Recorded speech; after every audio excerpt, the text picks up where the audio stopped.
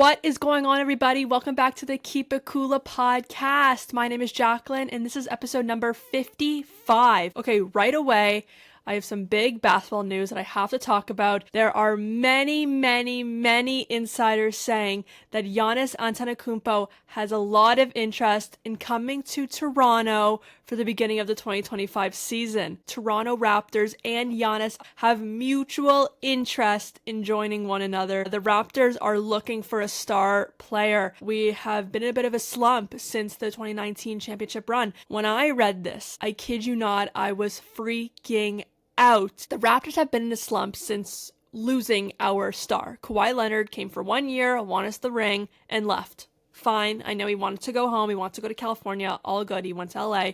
That's totally fine. But the Raptors have been in a big slump since, right? Things have not been working with Scotty Barnes and Grady Dick and RJ Barrett, and we are in need of change. It has been exhausting watching this Raptors team not being able to figure it out in the past 5 years. So the fact that the Raptors are willing to trade their young core for a top guy, I am thrilled about that. I am willing to do that. I think it makes total sense for what this team needs. And the fact that Giannis wants to come here as well is huge, because there's been an issue about the fact that Toronto and taxes and the cold and blah, blah, that a lot of superstars don't want to come play in Toronto. But if Giannis does, that is going to change the game.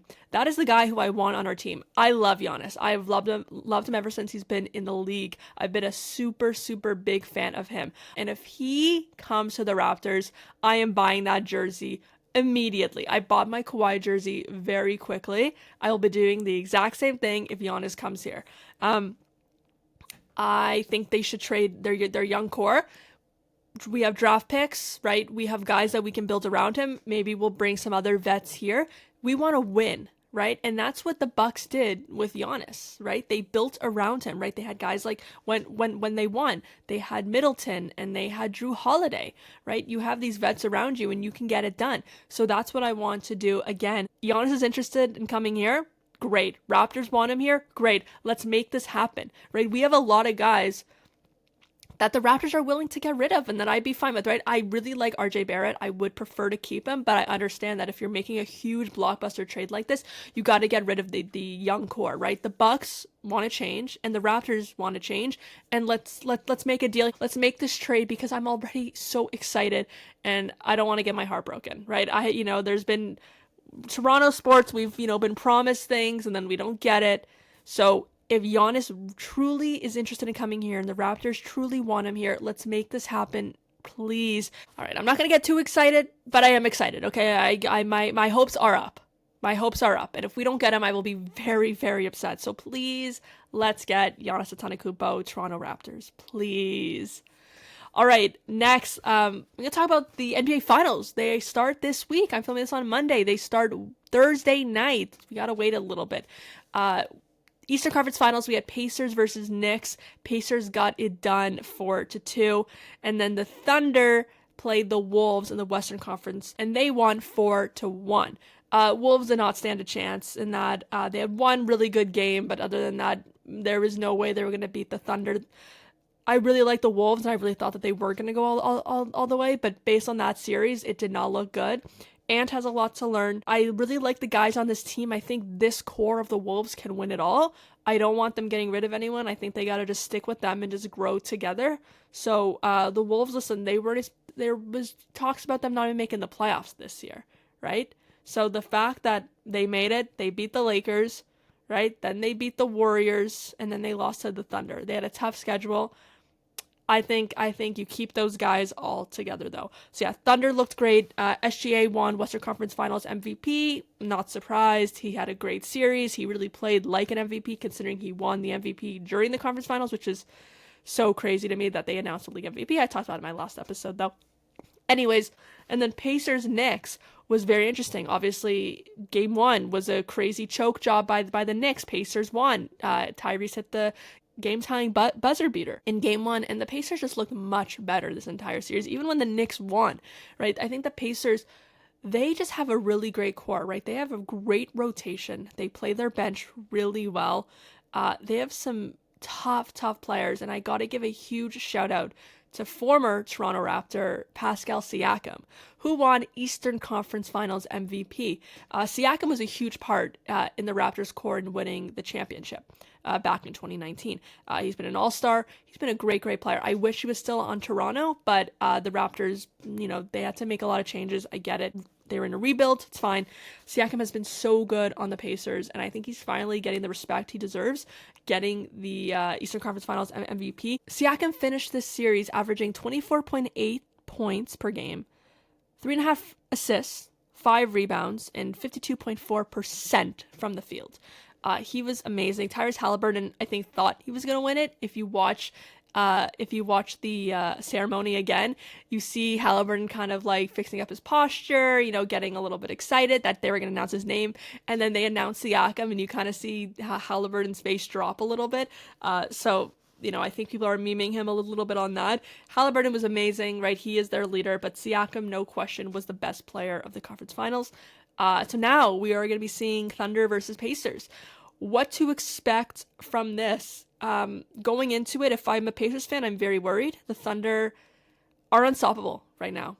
They are looking their very best that they have ever looked. This core somehow is better than James Harden, Russell Westbrook, and Kevin Durant, 3 Hall of Famers on one team. Somehow this team works better, whether it's the coaching, whether it's the rotation, whether it's just SGA being the leader he is. This team is absolutely unstoppable. However, the Pacers are a very unexpected team, right? Going to the playoffs, I don't think anyone had the Pacers on in the finals. I don't think anyone predicted the Pacers were going to beat the Bucks, going to beat the Cavs, and then going to beat the Knicks. They got it done. They got it done nicely as well. None of those series went to game 7s. They looked strong in every one of those series. Pacers are an interesting team, right? You have a great core there. You have a great rotation. You got Nesmith, you got Haliburton, you got Siakam, you got Turner, you got so many guys I'm not even naming right now. And they have a great coach who won the championship with Dallas back in 2011. You have a really great team right here. And are they going to match up well with the Thunder? I think, yeah. I think they can, right? They are a big team, the Pacers. They have fantastic defense. They have great three-point shooting, right? They have a great bench. They have a great rotation. They have great role players. I think the Pacers can get it done in 7. I think this series, if the Pacers are going to win it, they're not going to win it in 4 or 5 or 6. It'll go to 7 games. But if the Thunder do win it, I think they can win it in 5. I do. I think the Thunder are really strong. They are playing their best basketball, but what we've learned this playoffs is you cannot cancel the Pacers out. Cannot remove them from the conversation because somehow they are the best team of the Eastern Conference, right? They somehow got it done. And in such an unexpected playoffs, I think this could happen. I think this would be kind of the best way to end the season on such an unexpected season. If the Pacers can get it done, I'd be happy. And also, as a Raptors fan, someone in Toronto, I gotta cheer for Siakam. I know some people are saying SGA, he's from here, right? Awesome. But Siakam is like forever a Toronto Raptor in all our hearts. Like, I think everyone in Toronto will be cheering for Siakam to get his 2nd ring. And that also poses another question here. If the Pacers win, will Siakam be in the Hall of Fame conversation? I think he was in the Hall of Fame conversation before this season. With what he did with Toronto, with the kind of player he was but beforehand, right? He was dominating in the G League, and then he comes up in the NBA slowly, but then he figures it all out. He's an all-star. He is a top player. He is one of the biggest reasons why we won the championship, other than Kawhi back in 2019. And so before this Pacers year, I would already put him in the conversation. But if the Pacers win, there is no way that Siakam does not make the Hall of Fame once his career ends. All right, I have some hockey news. So the Oilers and Panthers will be playing each other in the Stanley Cup Finals for the 2nd year in a row. They played last year. The Panthers won it all. All of Canada was cheering for Edmonton. It was too bad. But listen, the Panthers were fantastic. And this year, the same thing. Oilers, Panthers, we're getting again. I'm cheering for the Oilers 100%. Canadian team has not won in, over 30 years, which is so crazy. The last Canadian team to win was the Montreal Canadiens back in 1993. So I think every single Canadian, even if you don't like the Oilers, if you don't like McDavid, you gotta cheer for the Oilers no matter what, because we need the cup to come home, come to Canada, right? It's Canada's sport. Hockey is for Canadians. Let's get the win, Edmonton. If the Oilers do win, Connor McDavid GOAT talks will definitely be up there again. They've been up there for a while. He hasn't won yet, so he's not really in the same conversation as, Gretzky and Crosby yet. However, if McDavid wins, this is going to change the game of who the GOAT could be, right? McDavid's still young. He still has a lot of years left in the NHL as long as he stays healthy. I would absolutely love to see the Oilers win and see McDavid win and see him raise that cup, and all of Canada will be very, very happy. All right, now I want to talk about some baseball. I got my Jays hat on right now. The Blue Jays, I haven't talked a lot about baseball yet, but the Blue Jays are making a name for themselves right now. I have been so into baseball this season. I don't know what it is. I'm a Jays fan. I have tons of Jays stuff my whole life. I've loved the Jays always. But I have not felt this excitement over this team since, 2016, 2017, right? I have not felt this way about the Jays in so long. And listen, the Jays aren't perfect. They're 31-28. But there's something about this team, there's something about this squad that I am obsessed with. I cannot stop watching this Jays team. And I think that they actually have a chance at making a splash this year. Right now, they're the second in the AL East. Okay? They are on a 5-game winning streak. Before this past weekend, because I'm going to talk about this weekend, they have been one of the most confusing teams in baseball, because they'll have a game where they score 14 runs, and then a few days later, they score 1 run. So they're a very interesting team. They haven't been able to get into a rhythm, but this past weekend, they swept the Athletics 4-0 at home. And the Jays looked absolutely insane, scoring 12 runs, scoring 8 runs, scoring 11 runs, you name it. They look so good, and they're just so exciting. This whole squad, Vladdy, Bo Bichette, Addison Barger, who came out of nowhere, Ernie Clement, Alejandro Kirk, George Springer, Dalton Varsho is my favorite player in the MLB right now. I haven't had a favorite player in the MLB probably since Kevin Pillar was on the Jays, because I loved him. And now, another exciting outfielder is my new favorite player in the MLB, Dalton Varsho. I love watching him on defense. I love watching him at bat. He did suffer a hamstring injury. He's week to week, I believe, right now. Nothing too concerning, but it put on a damper when we saw him grab his hamstring in pain. He will be back soon, so I'm not concerned. And even look at how well they played without him, right? Barger, home runs all weekend, and people were hating on this guy when the Jays brought him up. Everyone was hating on him, and look at what he's done, right? He's great on third base. He's a great hitter. He's so fun to watch. I love his personality. One of his home runs, too, his helmet was blocking his eyes. It was like this. Shh. He didn't see anything during it. You gotta love him. You gotta love this Jays team. The fans are so into it as well this year. I haven't just seen this energy in so long. Even when they made the playoffs a few years ago, I haven't seen this kind of energy since the, Pilar, Donaldson, Tulowitzki, Encarnacion, Bautista days. I'm not kidding. There's something in the air. There's something in the air at Rogers Center, and the Jays are so good right now. I think they found their identity. I think they were missing the identity. Even when they were a playoff team, I think they were missing an identity, and I think they found it now. I see it. I see it, right? I've so many sports I'm watching, but I'm watching my Jays, and I'm loving them. So if you're not watching the Jays now, you got to tune in, because they're just so fun. They're so fun, and they're having fun. So go Jays. World Series champs. Can they win it? Can they win it this year? Listen, you never know. Look, the Pacers are going to the finals in the NBA. Who's saying the Jays can't go to the World Series, right? You never know. Okay, next I want to talk a little bit about tennis. Haven't done any tennis talk, but I'm a huge tennis fan.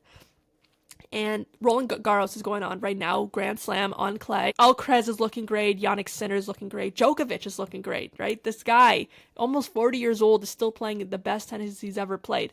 Tiafoe's looking great. He's one of my favorite guys. But Ben Shelton lost against Alcaraz yesterday. Ben Shelton, I think, is the most exciting player in tennis right now. I think he is truly the most exciting player. His serve is so fast, so strong. He is so exciting. He really brings in the American culture. You know, he's screaming on the court. He's yelling. He's going crazy. He has that like what basketball players are doing. You know, like getting the crowd all hyped up, going crazy, flexing. I love that in sports. It's one of the parts about sports that we love. We love the excitement. We love the energy. But a lot of tennis players are very composed. Like Yannick Sinner, you never really see him show a lot of emotion, which is fine, right? It's your own kind of game, right? It's like Kawhi Leonard in basketball. He's not someone who shows a ton of emotion. But I love when guys and the girls, right? Someone like Coco Gauff has that as well. Has the hype, has the attention, gets the crowd going.